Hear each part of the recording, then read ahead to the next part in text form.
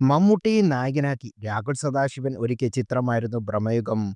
അടുത്തിടെ പുറത്തിറങ്ങിയ ചിത്രങ്ങളിൽ മികച്ച സിനിമകൾ ഒന്നാണ് ഭ്രമയുഗം. കൊടുമൺ പോറ്റിയെ അക്ഷരാർത്ഥത്തിൽ മമ്മൂട്ടി ജനിച്ച ചിത്രം കൂടിയായിരുന്നു ഭ്രമയുഗം.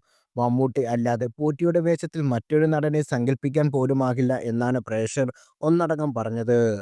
മോഹൻലാൽ കൊടുമ്മൻ പോറ്റിയായി എത്തിയാൽ എങ്ങനെയിരിക്കും എന്ന് എപ്പോഴെങ്കിലും ചിന്തിച്ചിട്ടുണ്ടോ? കൊടുമ്മൻ പോറ്റിക്കായി എത്തിയ മോഹൻലാലിന്റെ ചിത്രങ്ങളാണ് സോഷ്യൽ മീഡിയയിൽ വൈറലാകുന്നത്.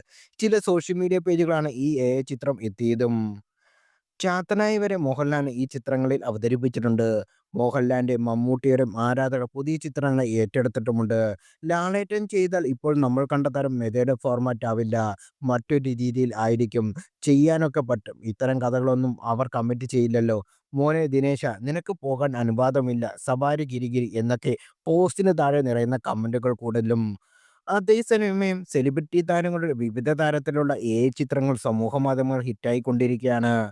തമിഴിലെ സൂപ്പർ താരങ്ങൾ ചായക്കടയിൽ ഇരിക്കുന്നതും നടക്കാൻ ഇറങ്ങുന്നതും മലയാളി താരങ്ങൾ കാറ് വാങ്ങാൻ പോകുന്നതും ദളപതിയുടെ ലൊക്കേഷൻ ഷൂട്ടുമെല്ലാം ഇങ്ങനെ ചിത്രങ്ങളിൽ എത്തുന്നതുമുണ്ട്.